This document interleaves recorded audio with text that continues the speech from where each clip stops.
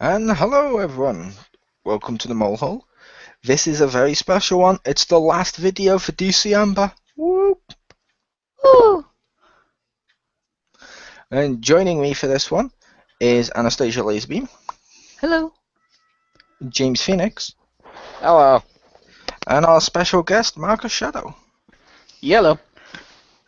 And we're going to be reviewing the New 52 Supergirl Volume 1, Last Daughter of Krypton, which, according to it, which I have in my hand, was done by Michael Green, Mike Johnson, and Mahmoud Assar. Hope I'm saying that one right, but still. Sounds right to me. Which, yeah, it was basically, this was the story of Supergirl being obviously introduced to the New 52 continuity. It was the story of her basically discovering who she was in terms of Earth, finding out about her cousin, and then establishing some new villains and stuff, which, it was pretty fun. So let's go into the heart of it, which would be the main story. What did you guys think about the story? I like the story, and I feel like her reactions were very realistic at the time. Like, she was not, oh, I guess I'll accept this weird situation now and just go along with it 'cause plot. No, it was like, hold the fuck, what is going on? Like, time out, no, WTF here. Like, this is not okay. I thought it was very realistic reactions. Even with Superman, she was like, no, I don't accept this. Yeah, I will say I thought it was a little weird. I don't know if you guys would agree, because the New 52 ones have gone into the same format, really, as Marvel's Ultimate series did, and comics have started to shift to this. Of the individual, like every 6 issues is one whole story. Is one whole story, and it's designed that way so you can pick up the trade paperbacks, and you're getting the complete story. This one felt like 2 stories, which was a little weird. I can see that. It did feel like 2 stories. I mean, I can see how they go together, but like it's still like 2 stories. Yeah, they went together pretty well. Like the first one was her being reintroduced and meeting up with a new villain in a silver suit called Simon. I just want to give a shout out to hi Simon. You were included in DC Comics. You've been immortalized. And then the second one was her dealing with the World Killers. But I don't know. What did you think about the 2 stories and stuff, Jim? About whether or not it was disjointed or it felt a little weird? It didn't feel too disjointed to me. I'm used to reading trade paperbacks, so maybe that's just me. I don't normally read the straight up comics. But, yeah, well, it was interesting. I guess I could see it feeling a little bit disjointed here and there. But at the same time, I felt like a logical, extension of, okay, she's going from this to this to this to that, and like she's kind of, fighting off multiple enemies at one time, then all are interested in this new kid in town. So I kind of feel like, oh, she just got away from one, but now here's this additional threat.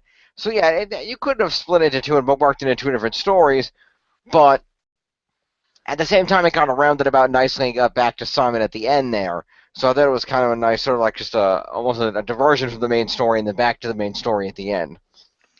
Yeah, which like I said, it did work. I did like the story as it was. It just felt a little weird because normally, like, let's say, like for example, right here, which I do plan to review sometime in the future when I get like Volume 2 and some other stuff. But Batman Volume 1, The Court of the Owls, complete 100% story. And a lot of them with the trade paperbacks, like Flashpoint or something like that, it's a complete one story.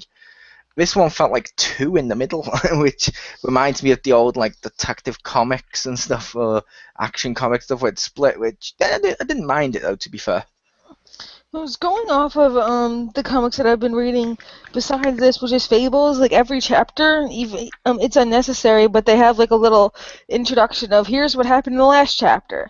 Like in case you're picking it up and I don't know, you open up the book and read from the middle, which I don't know why you do, but That's like, not in case you read from the middle. That's because they do that with Fables because it's more of a intellectual story than other comic book stuff and all that, and there's so much stuff going on, and they realize some people, because that's from the issues, some people may have bought issue 1 and then like later on when, say, like issue 2 came out, they may have forgotten a bit of issue 1, or if you're buying the trade paperback, read the first chapter, stopped, then come back to it like a week later or so, and you got time to read, and then you may have forgotten all of the intricacies of the story.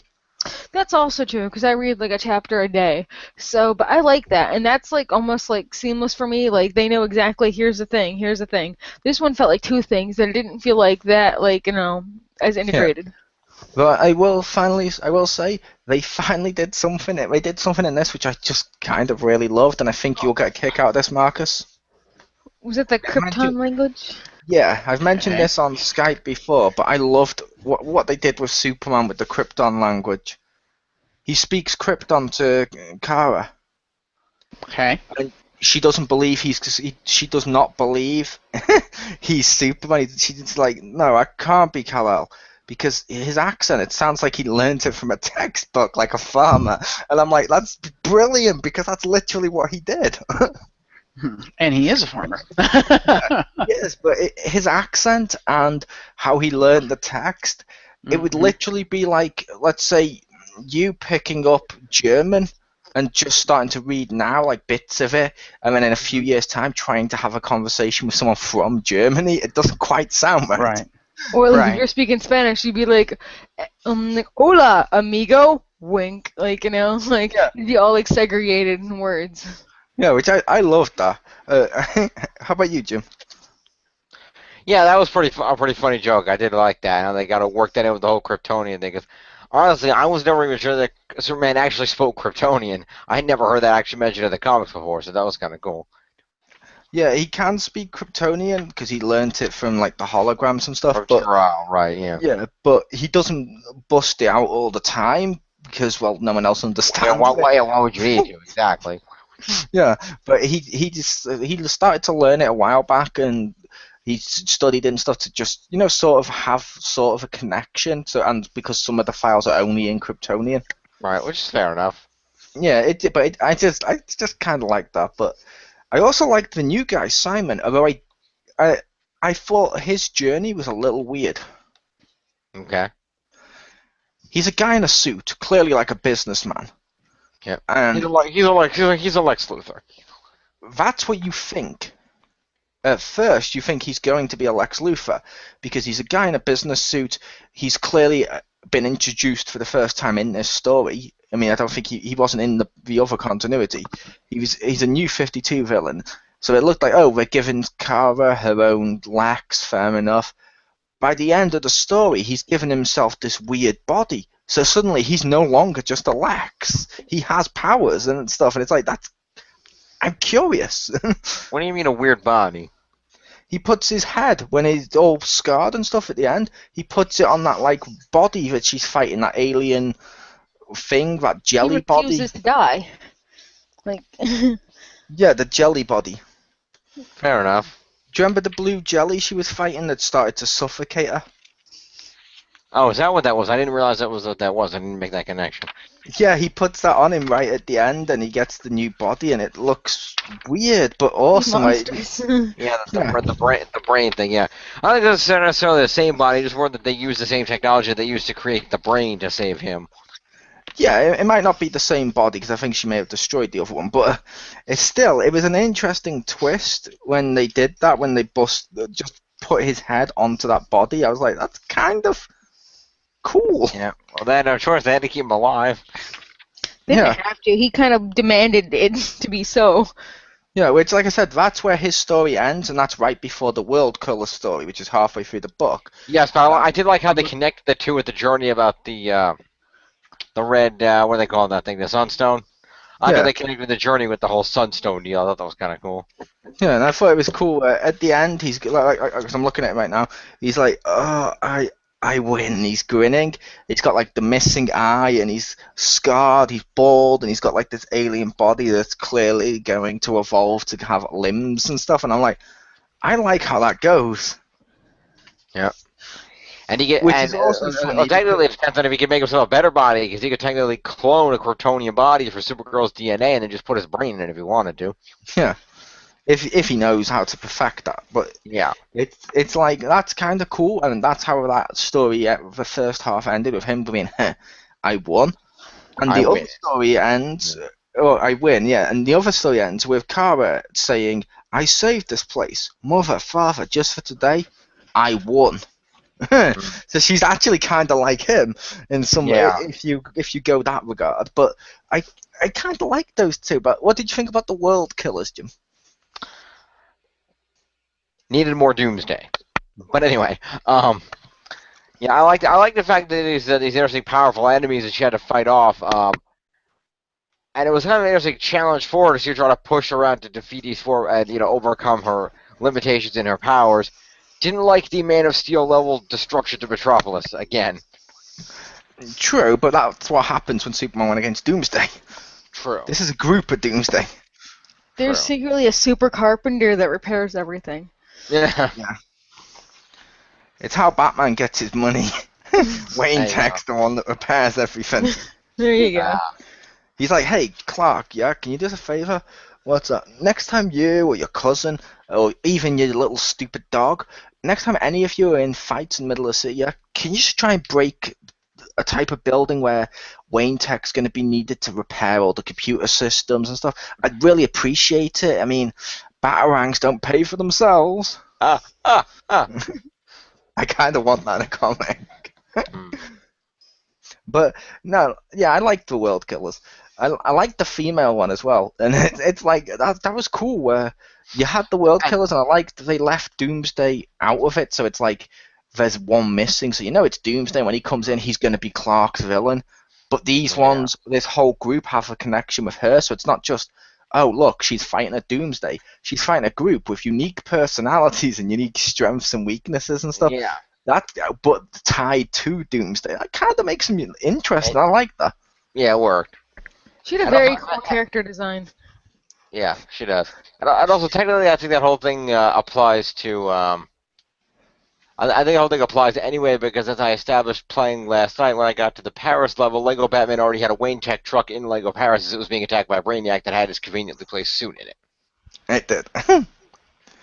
But yeah, with the stuff, like I said, they played with some stuff. Like I loved the fact with the New 52 story, because if I'm going to use Mark as an example because I know he hasn't read the New 52 story. Okay. Marcus, who are Supergirl's enemies? No idea. She doesn't really have many. Not really. It's mostly Superman's enemies, to be honest. She mainly faced either Superman's enemies or enemies like Banshee, who could go to other people and stuff, or she faced like female Bizarro, like Bizarro Girl and stuff. And it's like, and she did have some unique enemies, but they were never. They didn't feel like they had staying power. Some of them were introduced just for an arc, killed, and then that was it. This one, it seems like if they've introduced two right out the bat, like the group of Doomsday, and her own like monsterish Lex. That's kind of cool. She has her own villains. And they're specifically related to her. Like, they don't have like the passion or the reasoning to go after other people specifically besides her. You know, it makes sense. Yeah, except for the Doomsday group of the World Killers, they could arguably go after Kal-El as well. Yeah, that would arguably make some level of sense. Although I kind of want to see them become. I mean, this may sound weird, but I don't know if this happens or not. But to use Dragon Ball analogy here, I kind of want that group to become essentially the Ginyu Squad. I knew that was coming. I did not know what that is. Darkseid's Frieza. So you can do Darkseid stories without actually having to always use Darkseid and have him defeated. That What's could work. a Ginsu whatever? I don't know what Ginsu is. What's a Ginsu are you? I don't know what you're saying. The Ginyu Force was a group of like underlings for Frieza. They're like the most powerful in the universe, and basically, I'm not on about the joke aspects of them. I don't want them to dance and stuff, but basically, they were the minions to the boss. Like, I don't know. I'm just thinking of like, I don't know. The Koopaling, the Koopa. Oh, like, okay. There we go. Well, that'll explain it. Yeah, see, you have to use words her simple brain can understand, Mole. No, I just didn't see Dragon No, Ball she Z, hasn't. She dummy. hasn't seen Dragon Ball Z, so. Yeah.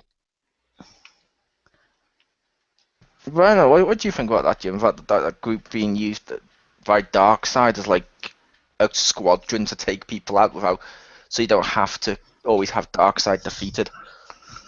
That could be awesome. The only problem I see with that is I don't necessarily see them, or specifically their leader chick, kowtowing to Darkseid. See, I kind of don't, but I kind of do because it's in the film as well, Batman, Superman, Apocalypse. Everyone should totally check that out. But in the comics as well as Superman, Batman, they managed to. Darkseid's been able to basically corrupt Supergirl before now, which means someone as pure-ish as Supergirl got corrupted. I think the evil where we just want to sort of destroy worlds and be a group together kind of would probably go with Darkseid if he manipulated them enough. Fair enough. And I could also see Darkseid using them for their purpose, similar to how Frieza used the Saiyans. And I know you haven't seen Dragon Ball Z, but sending them off to go and destroy planets for him and stuff, that would totally work. Mm-hmm. But now the big one on the mind, and I showed it to Marcus, so I'll let him go first with this one. The suit.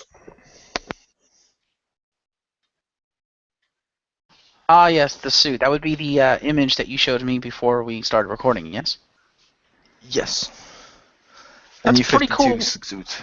That's a pretty cool looking suit. I like the S. The emblem is cool.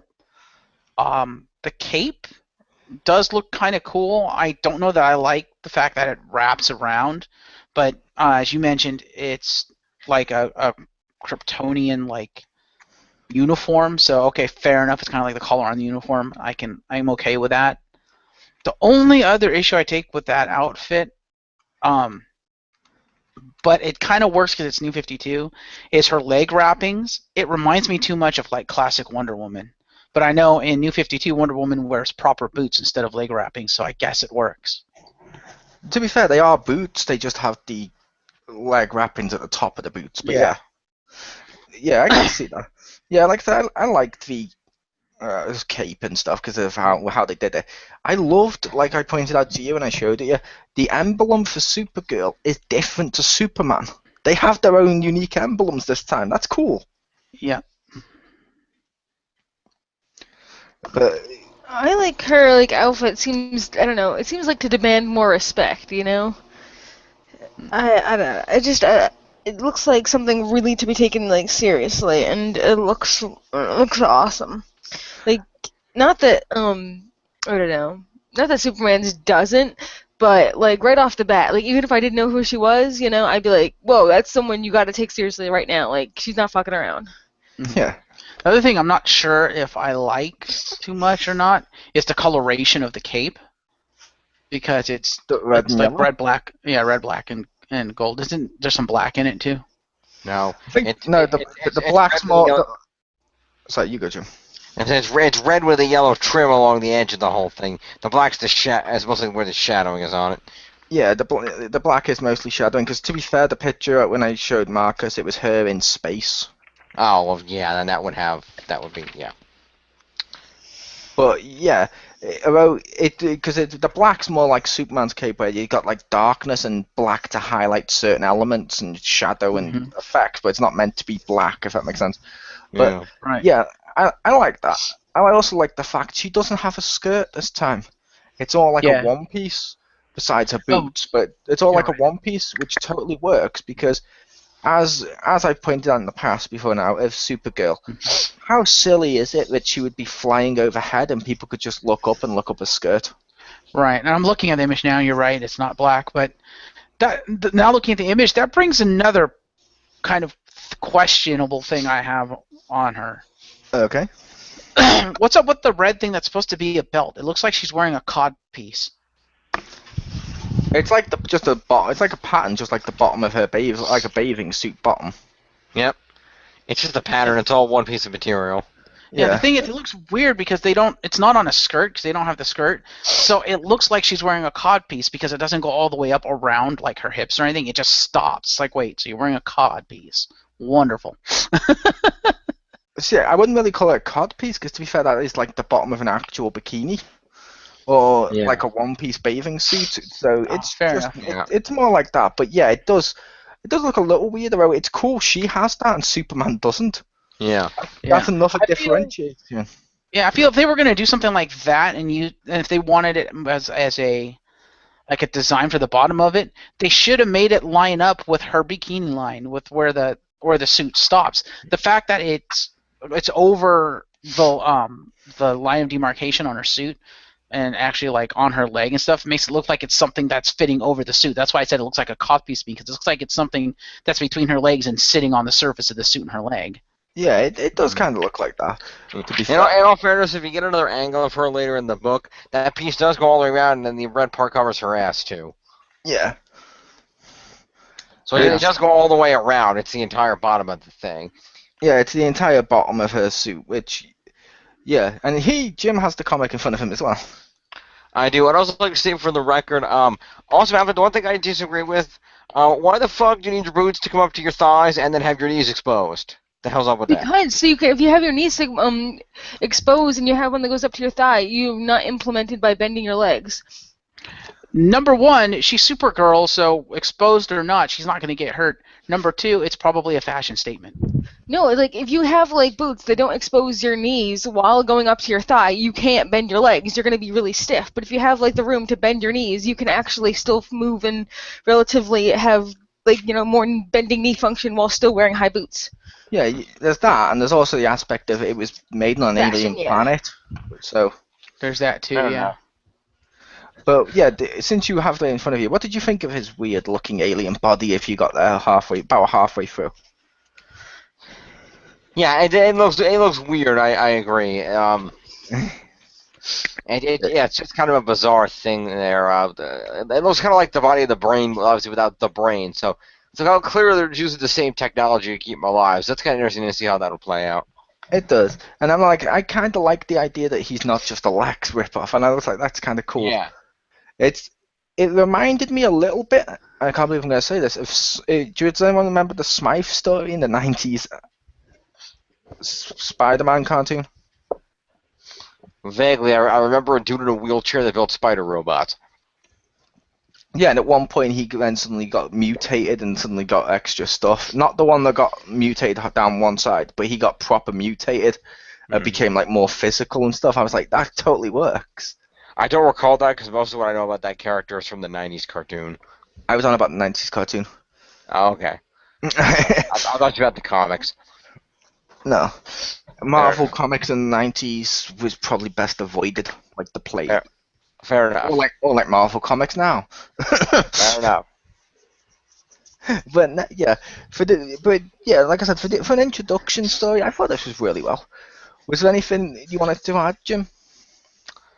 No, just that it was a really good story, a really good setup for a new hero that had enough connection to her more well-known cousin, but at the same time established herself separately, and her own unique her own unique look at the world and at Earth, and how her universe is without Krypton versus how Kal-El took in the world without Krypton.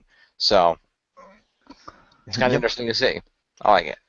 It's also worth noting as well, because you have it in front of you, Jim. Look at the beginning when she's fighting Superman in like the white bit, when she's fighting him in like the snow and the trees. It's not too far into it. It's like within the first quarter. It's like after she fights the robot. Oh, okay. Let's see. Robot. Superman saves her.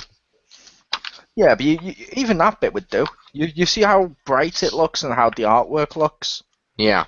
I'll skip to anywhere past the halfway point and look at the art. That's different art.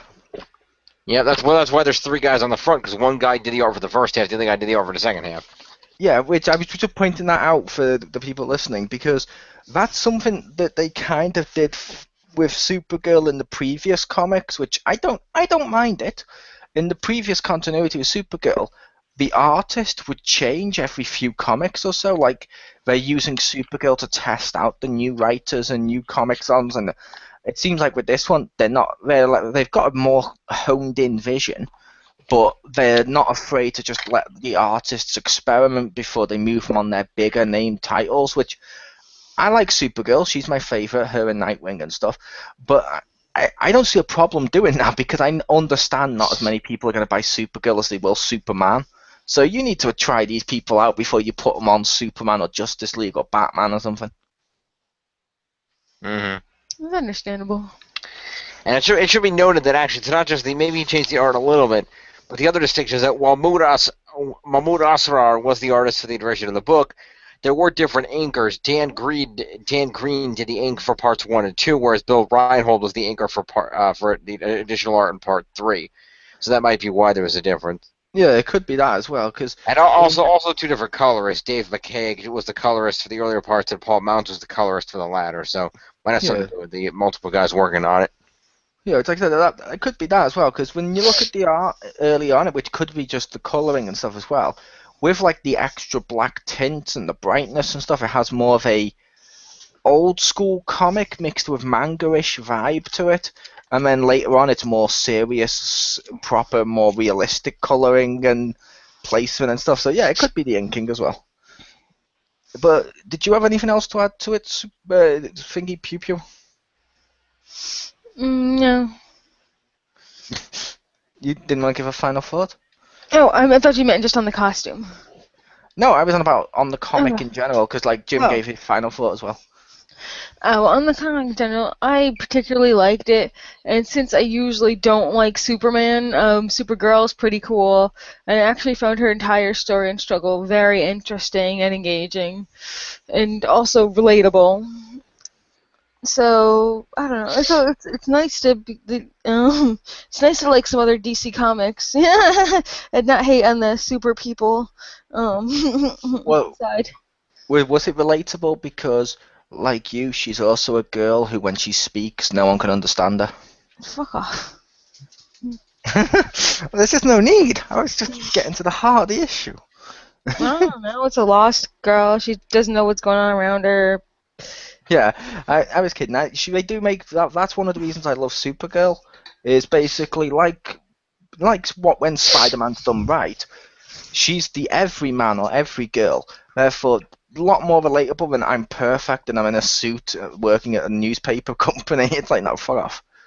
Superman gets too righteous at times, which means with Supergirl, I kind of like the fact she's discovering herself as well as what she can do and stuff with the reader. It does make the journey more enjoyable. But what did you think about what you heard here today, Marcus? The image and stuff. And I think we should tell the viewers if they haven't figured it out by now, because I don't think anyone said it. Yeah, I haven't read this. I don't own it. But did you? I didn't hear that part. I mentioned at the beginning. I said special guest Mark Shadow, and I mentioned because he hadn't read it. So fair enough. But yeah, you hadn't. But yeah, it sounds cool. I like the fact that they're giving her own rogues gallery now. I hope that's a trend that continues. It sounds like the villains that they've given her thus far are pretty good and unique. I would like to read this comic because I've always been a fan of Supergirl. I've never read a lot of her comics, but I followed her like when she was in Superman, in the Superman comics and stuff. I like the outfit. It's a cool outfit. It's a new outfit, so it'll take some time to grow on me, but I like it. And it sounds like they're portraying her pretty well too, which is good. Not making her your stereotypical, blonde bimbo.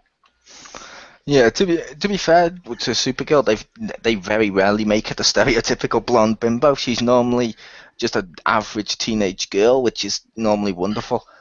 Except for sometime in the 90s, where for some reason she did steroids and was more bulked than Ryback. Yeah. And had a mohawk and threw Superman through a building. While going, or when they made her some sort of malleable metamorphic alien. I'm like, the fuck is this? Like during the whole like death of Superman stuff, and when she was like Luthor's pet, I'm like, wait, what? How is this Supergirl? This makes no sense. Yeah. Her name is Matrix. I'm like, what? Yeah, which means it wouldn't have been Kara, thank God. No, But it wasn't. I will, which is another thing I will say. Supergirl to me needs to always be Kara.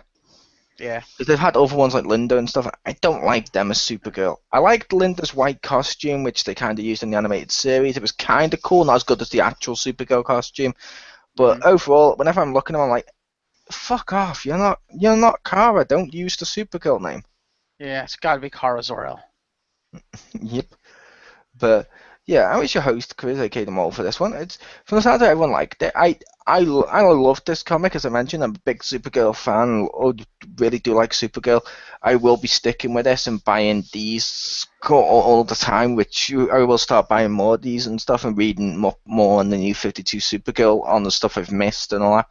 But totally check out New 52 Supergirl Volume 1. This was the trade paperback we read.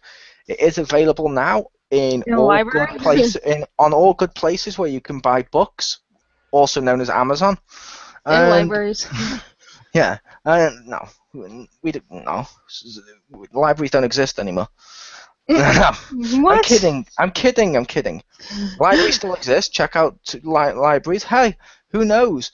When you go to your local library, you may be greeted with, "Hi, ladies and gentlemen." When I rise from the back of the library, as he goes to the back of the library. Because that's totally how he acts. That's totally how Jim acts. He totally does the hand gesture while on Heelys and just slides backwards for effect. There you go. Show me your library card. Yeah, as he sometimes goes all the way backwards, leans up right next to people in the library and goes, excuse me.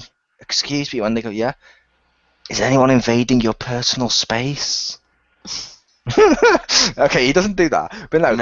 Check out your libraries. Check out on Amazon. Hell, you can even do it digitally through stuff like Comic Sexology, which is ironically owned by Amazon. But but also check out bookstores in your local area, like my bookstore. Well, not my bookstore. Technically, it's my record shop now sells the trade paperbacks. Or, because a load of you live in America, comic book shops. But yes, we don't have those or at least not very often. They're hard to find, and bookstores are also hard to find. To be fair, you live in the middle of nowhere. It's like when I went over to America, when I went down to like near Florida, there was like 4 or 5 fucking comic shops all near each other. I couldn't stop going in them. I was like, I was like, no, I don't have the suitcase to bring back this giant Venom statue. Yeah, Stacey, to make your point, out there maybe, but you used to live here. Barnes and Noble is right over by Lowe's, and there's a comic shop on 9W in Middle Hope. Yeah, you need to come over here, Mole. I need to show you the comic book. But that's one. That's one comic book shop in Middle Hope, and not like in our town, city of Newburgh, there's none. That's because there's nothing in the city of Newburgh because it would get robbed. Yeah, but anyway, I will say there was one within her driving distance. But yeah, you can check them out and check out all the official releases. That was Supergirl Volume 1, New 52. See ya, and thank you for watching DCember.